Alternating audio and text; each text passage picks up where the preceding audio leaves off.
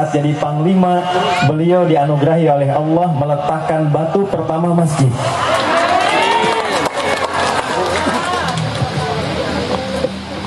Yang kedua, saya mau cerita sebentar tentang desain masjid ini. Jadi ini Bapak Ibu Panglima izin, ini bukan desain yang dipikirkan Pak Panglima. Keluar dari masjid di pesantren di Banten, tiba-tiba langsung yang muncul, masjidnya Panglima itu harus menggambarkan perjalanan hidupnya sampai kemudian mendapatkan kesuksesan, dan dari sukses itu puncaknya syukur kepada Allah Subhanahu wa taala.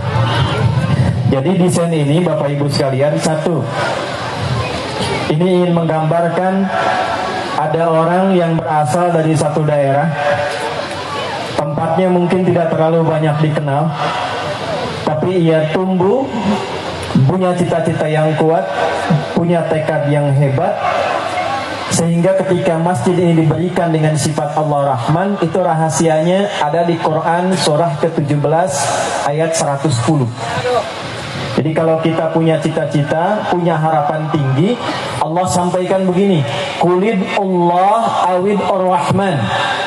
Kalau punya keinginan, punya harapan, sebut nama saya, kata Allah tuh, Allah atau Ar-Rahman. Saya tidak akan lihat kamu berasal dari mana, kamu siapa, sepanjang kamu punya cita-cita, ingin bekerja keras, ingin jadi orang baik, maka dengan sifatku Rahman, aku akan antarkan kamu menuju apa yang kamu inginkan itu. Sebentar, kayaknya lantang amin itu. Kacang beres cerita itu. Ya. Jadi dari sini anak kecil yang konon katanya dulunya hobi berkelahi, tukang gelut, kemudian punya harapan tinggi, ingin jadi sosok yang tangguh, minta kepada Allah, maka Allah kabulkan dan balik ia, dan diberikan gambaran oleh Allah, bangun masjidnya dengan nama yang dulu pernah dimintakan untuk meraih cita-cita itu, Ar-Rahman. Jadi bukan hanya meneruskan nama yang sudah ada nih Tekang, ini garisnya nyambung. Pesan pertamanya, Bapak Ibu jangan lihat dari mana asalnya, dari Cijulang, dari Pangandaran.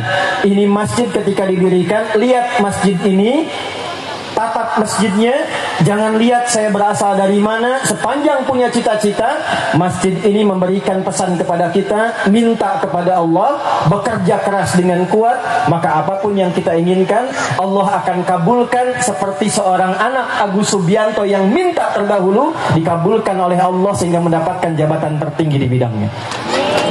Itu satu. Zaman itu sebelum dibangun masjid, yang paling subur itu yang utara. Karena itu Yahudi ketika masuk pertama ke Madinah, itu pilihnya utara. Tumbuhannya sudah banyak, kebunnya sudah banyak. Selatan yang sekarang jadi Masjid Nabawi, yang rame, banyak gedung. Ini maaf Bapak Ibu, Pak Wakil Bupati mohon maaf, dibandingkan Cijulang, masih subur Cijulang. Saya dari atas tadi lihat sampai mau ke sini, luar biasa indahnya, suburnya, rindangnya, sumber airnya. Belum ketemu orang-orangnya yang luar biasa, ya, baik-baik kelihatannya. Okay. Itu tadinya daerah Nabi itu dibanding Cijulang tidak ada apa-apanya. Tapi yang paling dahsyat, ini kuncinya. Ternyata perintah Allah mengatakan, Muhammad bukan haji dulu, bukan puasa dulu. Perhatikan baik-baik. Yang Allah perintahkan, bangun masjid. Bangun apa? Dari masjid itulah rahasianya. Ini cepat saja karena sudah masuk waktu zuhur. Dari masjid itulah pusat kemajuan terjadi. Jadi nu orang ayeuna ketinggal di Masjid Nabawi eta, nu maju mentereng agung masjidna, tinggi bangunanana, eta kapungkur bahaya Bu. Gersang dibanding Cijulang, tapi pisan. Tidak ada pepohonan, tidak ada mata air. Justru ketika dibangun masjid, itulah awal mula kemajuan didapatkan oleh orang-orang Madinah. Masjid merubah tempat yang gersang menjadi tempat yang maju. Ada peradaban, semua buah ditemukan, semua makanan hadir, semua tempat dari wilayah datang ke tempat itu. asalnya masjid. Nah, rahasianya apa? Rahasianya terletak pada nama masjid itu sendiri.